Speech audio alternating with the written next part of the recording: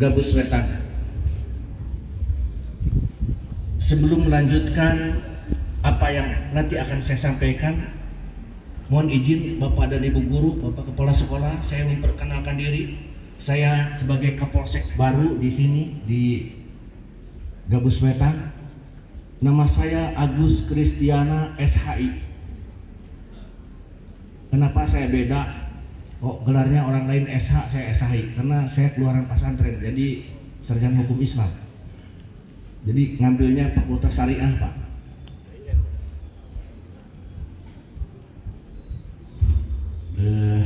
Itu mungkin ya. Di sini saya baru 3 minggu, kalau tidak salah baru 3 minggu saya melaksanakan tugas sebagai Kapolsek di Gabus Wetan.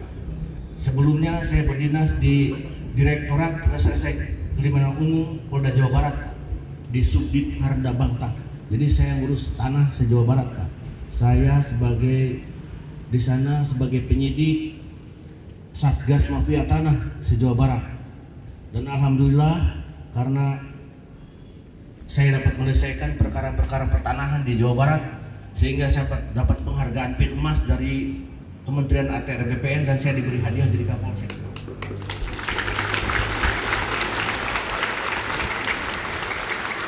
Untuk jadi Kapolsek di sini tuh bayar, Pak. Yang lain, kalau saya nggak gratis, Pak. Jadi saya hadiah.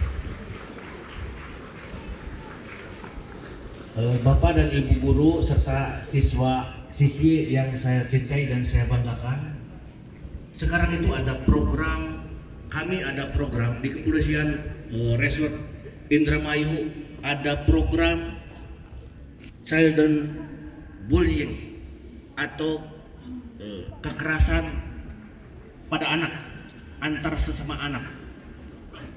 Mungkin beberapa hari yang lalu atau beberapa minggu yang lalu, mungkin beberapa hari yang lalu, itu sempat viral ada konten yang menyajikan atau menyuguhkan atau mempertontonkan kepada kita, kepada siswa, kepada kita semua adanya bullying atau pembulian dari satu siswa ke siswa lain. Ingat, kedudukan kita di sini sama, siswa dan siswi, tidak ada yang lebih daripada itu. Dia baik dia itu sebagai anak guru atau anak tentara, anak polisi, kita kedudukan kita di sini adalah sama sebagai siswa SMP 1 Gabus Wetan. Tidak ada yang hebat, tidak ada yang lebih kuat. Kita kedudukan kita sama. Yang lebih hebat itu di sini yaitu yang bisa mengukir prestasi SMP 1 Gabus Wetan. Begitu saya datang ke sini, terjadi bacok-bacokan sampai viral di seluruh dunia, bukan hanya untuk di Gabus Wetan atau Kabupaten Indramayu, untuk di Indonesia, tapi viralnya sedunia. Karena apa yang kita masukkan konten itu ke media sosial itu langsung viral, bukan hitungan menit tapi hitungan detik, langsung viral. Saya jadi selebriti, langsung Kapolsek Gabus Wetan jadi selebriti. Yang pertama belum selesai, datang kasus yang kedua lebih parah. Korbannya ada 3, yang satu di sini, yang satu di sini. Ya, sekarang masih dirawat, dua-duanya masih dirawat. Baik yang pertama dan yang kedua sekarang masih dirawat di rumah sakit. Karena harus disedot cairannya karena ujung celuritnya masuk ke paru-paru, sehingga itu mengeluarkan cairan yang harus dikeluarkan. Sampai hari ini siapa yang tanggung jawab? Apakah para siswa sekalian, adik-adik ini mau seperti itu?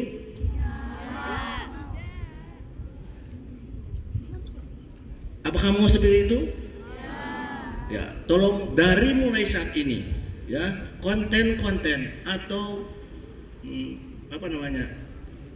Facebook itu saya lihat di Facebook, di Instagram itu saling tantang dari sekolah ini ke sekolah ini nantang. Akhirnya ketemu di suatu tempat yang namanya Kamprong ya, yang jauh kemana-mana. Kejadiannya jam 2 malam, yang sedang sepi, tidak ada siapa-siapa, terjadilah mereka. Pak, istilahnya bacok-bacokan. Yang keduanya itu terjadi setelah bubaran sekolah. Yang jadi pokok permasalahannya itu sebetulnya hanya satu, anak-anak atau siswa yang belum saatnya untuk berkendara sepeda motor, dia gagah-gagahan, dia ingin kelihatan hebat oleh teman-temannya, dia menggunakan sepeda motor. Permasalahannya ada di sepeda motor. Jadi disarankan kepada bapak dan ibu guru, tidak ada satupun siswa yang menggunakan sepeda motor karena belum saatnya atau belum cakap mengendarakan sepeda motor. Awalnya dari situ. Tapi kalau adik-adik ini tidak menggunakan sepeda motor, insya Allah tidak akan kejadian. Pengalaman kita bersama, bapak dan ibu guru juga saya, kalau kita masuk satu gang, itu di depan kita ada anak-anak seusia ini, Pak. Dia tidak akan mengalah sampai kiamat pun, tidak akan mengalah. Kita berhenti nunggu, tidak akan mengalah. Pasti kita yang harus mengalah. Ke pinggir dulu dia masuk. Itu pengalaman saya di mana-mana, bukan hanya di Gabus Wetan, tapi saya keliling Jawa Barat waktu itu. Pasti kita yang harus mengalah. Itulah anak-anak. Jadi yang pertama, satu, menggunakan sepeda motor. Jadi anak-anak dilarang menggunakan sepeda motor. Jadi silakan mau jalan kaki diantar orang tuanya atau bagaimana caranya, yang penting sampai tidak kesiangan. Satu itu. Yang kedua, permasalahannya adalah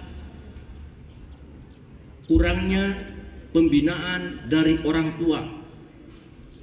Karena di sekolah ini hanya sebentar, Pak, hanya dari jam 7 sampai 12. Tapi yang kebanyakannya di rumah. Orang tuanya tidak memberikan pendidikan agama. Karena pendidikan agama di sekolah itu hanya sebentar.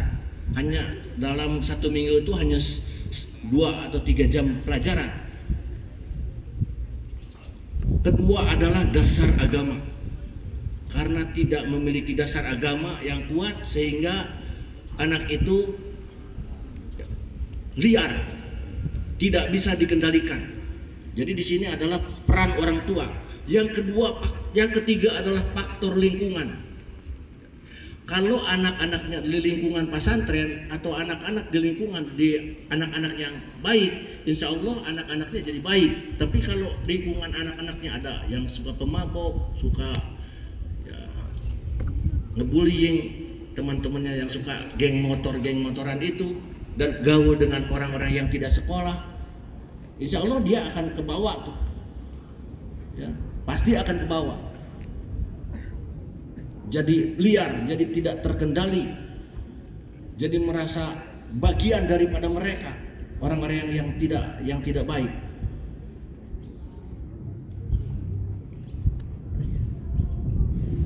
Yang ketiga, biasanya yang suka ngebullying temannya itu yang badannya gede, Pak. Dia merasa hebat, dia merasa gede, teman-temannya kecil-kecil, dia merasa hebat. Jadi dibullying tuh teman-temannya. Biasanya seperti itu. Pengalaman saya waktu SD dulu. Waktu dulu sekolah SD itu, kalau sekarang kan 6 tahun, 7 tahun. Kalau dulu zaman saya ada yang 12 tahun masih kelas 1 SD. Sehingga pas usia kelas 5 atau kelas 6 SD itu ada yang usianya 15 tahun, ada usianya 18 tahun, sementara saya masih 10 atau 8 tahun, 9 atau 10 tahun. Ini ada usianya lebih tinggi dari saya. Setiap ketemu saya dipelitkan ke belakang, karena saya lebih kecil, badannya digini-gini. Saya teriak-teriak minta tolong, nggak ada yang nolong. Saya bilang ke guru, malah guru udah nggak bela anak itu, anak yang jadi penjahat sekarang orangnya, sudah masuk 4 kali masuk penjara. Orang itu Ya karena karakternya sudah dimulai bisa dilihat dari mulai kecil, Pak. Jadi setelah gedenya ya jadi penjahat. Biasanya badannya yang lebih gede, saya bukan diskriminatif terhadap anak-anak yang badannya gede. Tidak semua anak yang gede seperti itu, tidak. Tetapi didominasi yang badannya gede, dia merasa gede, merasa hebat, merasa anak yang lain itu lebih kecil dari saya, sehingga biasanya seperti itu, Pak. Yang sudah kita alami itu seperti itu. Hanya nitip saja, karena kepanjangan anak-anak sudah mulai gelisah, Pak. Hanya nitip saja kepada adik-adik sekalian. Pertama, adik-adik tidak ikut-ikutan geng motor. Ya, ngapain? Buatlah prestasi buat adik-adik sendiri, buat sekolah, dan membanggakan orang tua. Dengan adik-adik masuk geng motor, tidak ada yang bisa dibanggakan terhadap diri sendiri, terhadap sekolah, dan terhadap orang tua, juga lingkungan. Tidak ada yang bisa dibanggakan. Seperti itu yang tadi saya sampaikan, bahwa orang-orang semacam itu nantinya jadi sampah. Apakah adik-adik mau ke depannya mau jadi sampah atau menjadi orang berguna? Tinggal dipilih. Kalau adik-adik masuk geng motor, ke depannya suram masa depannya. Karena pasti ada usia-usia ini sudah pada mabok, Pak. Mabok, dia mau perang itu mabok dulu. Padahal belum waktunya mereka mabok. Tetapi pada saat perang dia mabok dulu. Ya, harus membanggakan diri sendiri, orang tua, sekolah, dan masyarakat di sekitar. Yang kedua, buatlah prestasi belajar. Caranya bagaimana? Dengan cara mengikuti beberapa ekstrakurikuler, seperti contohnya ada PKS, ada pramuka, ada apa lagi nih seragam ini nih. Di sini apa lagi nih? PMR. Ada olahraga pencaksilat, karate, dan sebagainya. Buatlah prestasi-prestasi di bidang olahraga sehingga membanggakan sekolah, diri sendiri, orang tua, dan lingkungan. Lingkungan itu ya dari mulai tingkat desa, kecamatan, sampai negara. Karena tidak kurang anak-anak yang berprestasi di usia-usia seperti ini sudah dapat medali emas, baik di tingkat Porda, PON, maupun tingkat internasional. Jadi buatlah prestasi bagi adik-adik sekalian. Maaf saya kepanjangan. Pada intinya adik-adik jangan coba-coba untuk kembali lagi seperti kemarin ya, geng motor. Karena untuk saya tidak ada toleransi dan tidak ada maaf bagimu. Bagi yang terlibat geng motor, siapapun tetap akan kita proses hukum. Kita akan lakukan penegakan hukum, walaupun itu anak-anak.